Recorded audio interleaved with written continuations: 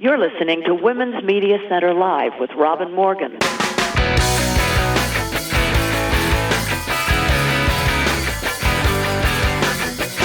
Welcome to Women's Media Center Live. I'm Robin Morgan. Today, in our new series, Fables for Grown-Ups, we have the second part of the story titled The Handmaiden of the Holy Man.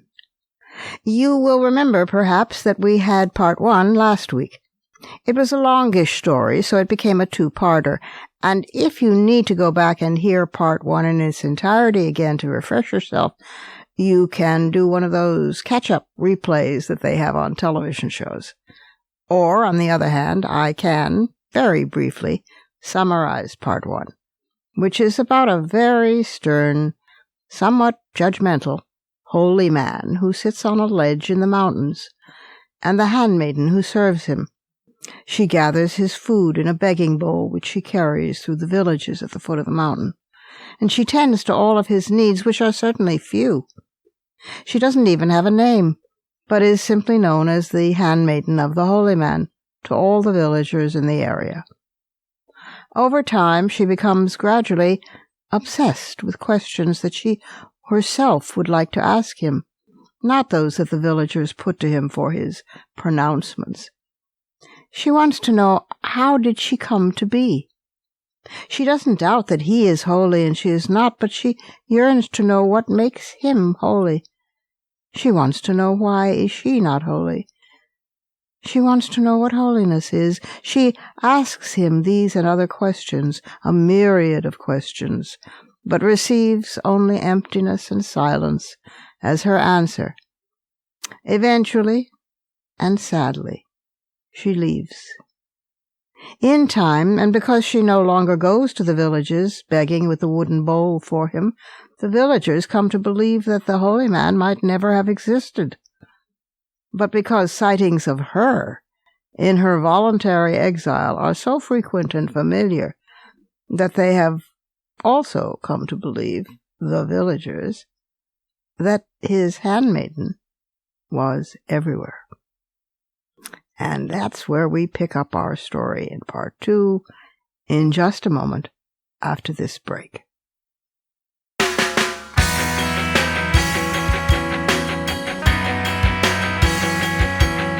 Subscribe to this program on your favorite podcast platform and leave us a review. Follow us on Twitter at WMC Live, like our Facebook page at facebook.com/WMC Live, and visit us at WMCLive.com for more information about our show and our guests. You're listening to Women's Media Center Live with Robin Morgan.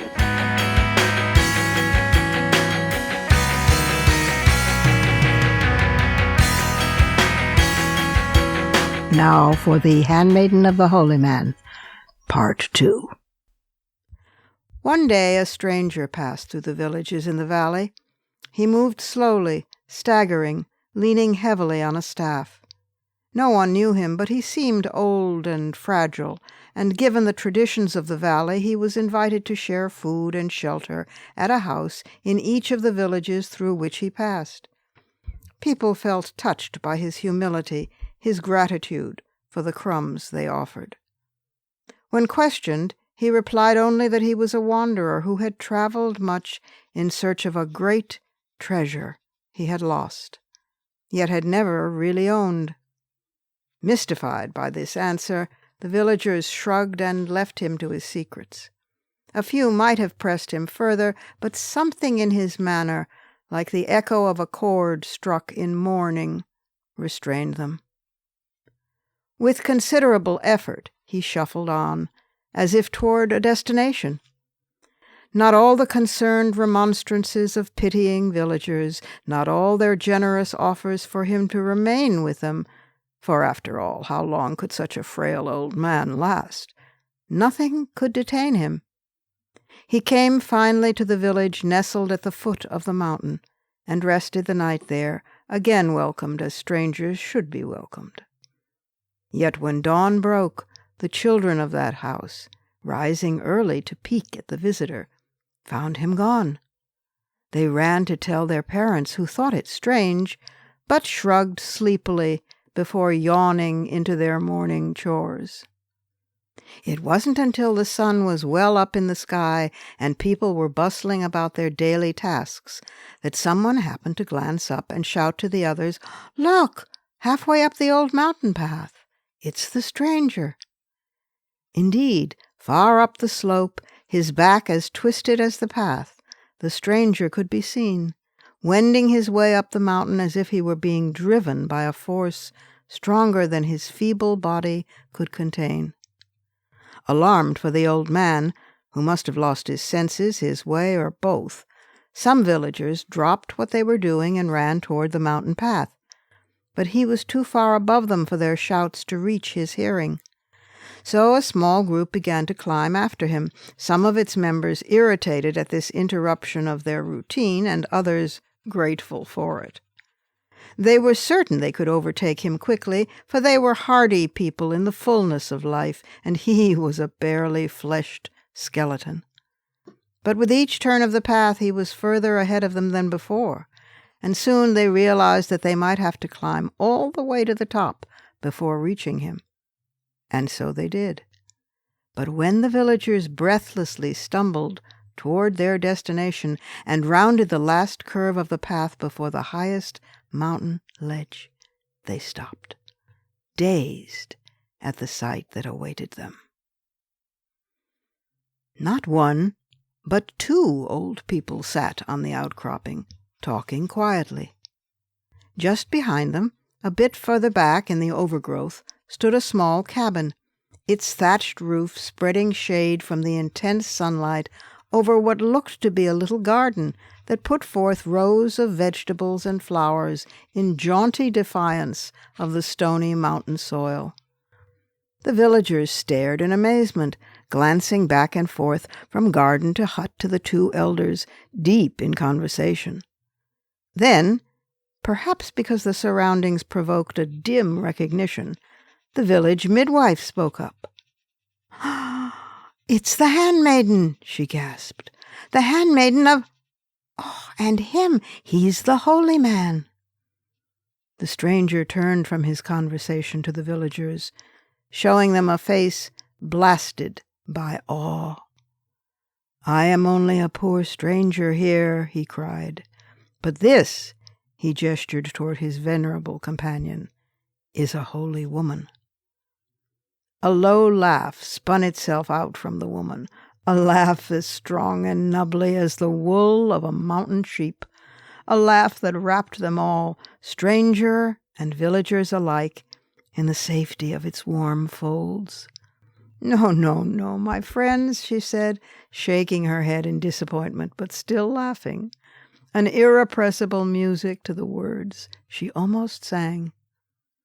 "The time for that is past, if ever it had a time at all.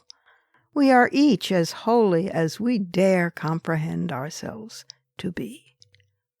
The eyes in the old woman's wrinkled face glowed, her gaze probing each villager's soul as thoroughly as the sun reaching into the rocky crevices of the mountain.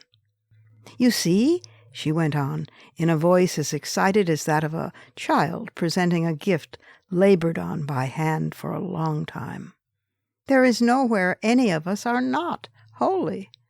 She turned to the old man. "We must tell them what we've learned," she said. The villagers drew nearer, but cautiously. Nestled at the old woman's feet was a snow leopard, its dozing huffs thrumming a background rhythm to the story unfolding before them. "I wanted to be free of the world," the old man began softly. "So to escape it I came up here long ago. But my freedom lay all in the keeping of another's labor. I had not asked for this, but I accepted it. I saw no other way to be free of this world. And," the stranger bowed his head, "I came to hate the one on whom I thought my freedom depended." Then the old woman spoke. "I wanted to be free of others' ideas of freedom," she smiled. and I thought to accomplish this by giving myself away. But never having had myself, I had nothing to give. In time I wanted one thing only, to be free," she turned to the old man, "of your freedom. For this it was necessary that I conjure myself." And so she had gone, the villagers learned, down into the heart of the world to conjure herself. And so he had gone after her, the villagers learned, in search this time not of his freedom, but of the one who had stolen his freedom from him. But everywhere the holy man sought his handmaiden, he found only someone with a name of her own, and he found only himself, and he found only the world.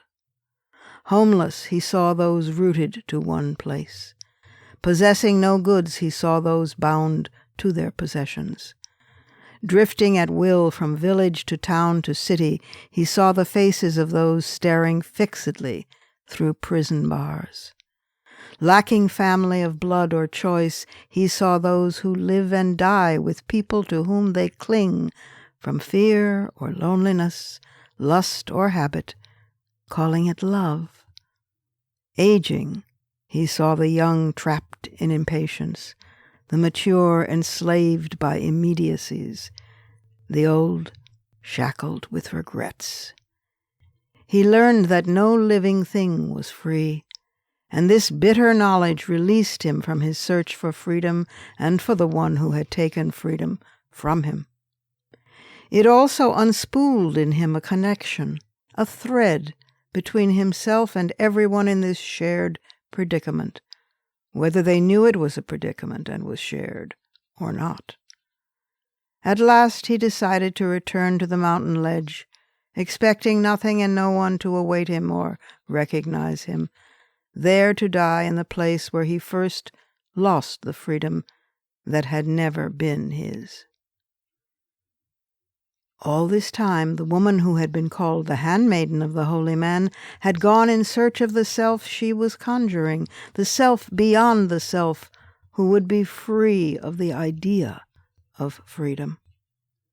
Everywhere she went in the world, she saw others engaged in the same search.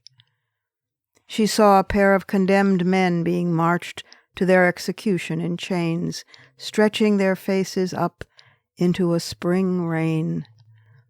She saw a young girl, wasted with disease, array herself in finery like a bride, to meet her death with a passion beyond relief. She saw two women being buried under a blizzard of stones because their love was judged unacceptable to others, and saw how the concern of each woman was to protect the other's beloved body. She saw a lost child hug itself with delight at recognizing the way home. She saw a famous hero shudder with fear in his bed the night before a battle, and the night after. She saw a group of peasants advance on a palace, armed only with ragged dignity. She heard them whisper, "Freedom," as guards cut them down. And in all these selves she was at home, and all these selves were at home in her. So at long last she decided to return to the mountain ledge, expecting no one to have waited and certain no one would recognize her, to live quietly, self-sufficient and begging of no one, until her death, there in the place she had thought to escape the idea of freedom, to conjure herself. She had built the little shack from rocks and branches. She had dug the little garden, planting it with seeds collected from her travels. She had welcomed the wild creatures of the place, unafraid, until they grew unafraid of her. She waited for no one, having found herself. She sought nothing, having invented the idea of freedom. Then, one day, an old man had come laboring up the steep mountain path. The light had begun to fade when the villagers withdrew down the mountain, As they descended, they gazed at one another as if seeing each other's faces for the first time. Above them, on the ledge, the two old ones still had much to say to one another, but alone. Not long after, the man they had once called the Holy Man died quietly in the arms of the woman they now called the Holy Woman. They buried him at the woman's direction, near the ledge, facing out toward the distant mountain peaks. For another season or so, the woman they had once called his handmaiden lived on in her cabin. There she tended her garden, scolding the snow leopard when he nibbled the petals of her flowers. Children would often run up the mountain path now to sit with her while she told them stories and made them laugh and let them play with the leopard, who loved to have his silken stomach rubbed by one child in particular. The children could never get enough of her stories, especially those about freedom, which they kept to themselves, not sharing with their parents for fear of being misunderstood. But in their later lives they passed along the tales to their own children. Once she pointed to a field daisy in the garden and asked each of them in turn, "Which part of the flower is most pure flower? The dark velvet heart? The orange petals? Which orange petal? The leaves? Which leaf? The stem? Which part of the stem?" The children studied the daisy. They thought hard, their little foreheads knotted with concentration. But when no one could reply, she would ask them if the flower wasn't, in fact, all the parts together as one whole. "Yes, yes, yes," they would yell, jumping up and down. "Ah, but," she would continue, "doesn't the whole flower also exist in each one of its parts?" The little brows would furrow again. "Well, if you find an orange petal floating along a current of air on a summer day, what does it bring to mind?" The children would clamor to answer that it brought to mind a field daisy. "Just so," the old woman would exclaim, "the idea of the entire flower exists in even one petal, as perfectly as a song hangs in the air after the last note is stilled. That," she would smile, "is something like the idea of freedom. It lives nowhere and everywhere at the same time. It lives in the connections." The villagers did not always understand the old woman, but they loved her. The children understood and loved her. When she was found, one bright noon, sleeping peacefully through a night from which she would not wake, they buried her in the garden she loved, apart but not far from the grave of the stranger they had once called the Holy Man, close to the ledge that looked out over the distant mountain peaks. For days the children brought flowers to the graves, and for days the snow leopard would not leave the place. Then, one day, the beautiful beast circled the old woman's grave 3 times and loped off across the mountain, leaping to another ledge, where he stopped, looked back once, then turned and was gone forever, vanishing into his wildness. That was the day the children realized they did not have to return to the mountaintop to tend the 2 resting places. There was no need. So they went down again into their homes and villages. There they watched and thought and grew and passed along to others what they had learned. Far and wide the word spread, until all the people in all the villages in the province knew that they were every one of them a holy being, each a petal or stamen or leaf or stem of an idea of freedom. And from that province, like the resonance of a song, the idea bloomed into the world. No one sat on the high mountain ledge any more, and no one ever begged with a wooden bowl. Holy man, handmaiden, stranger, and holy woman, all had gone back into the heart of the flower. No one need take their place either, as if that place had ever been theirs. As for the distant mountains, they gazed impassively on the ledge, eroding away year by year. And if the mountains had cared, they could have known that what they witnessed held answers to all the drifts of questions that melted, each like a snowflake spoked scarlet and gold in the sunrise, on their ancient and indifferent heights. That was part 2 and the completion of The Handmaiden of the Holy Man. It appears in Parallax, my recent book from Spinifex Press.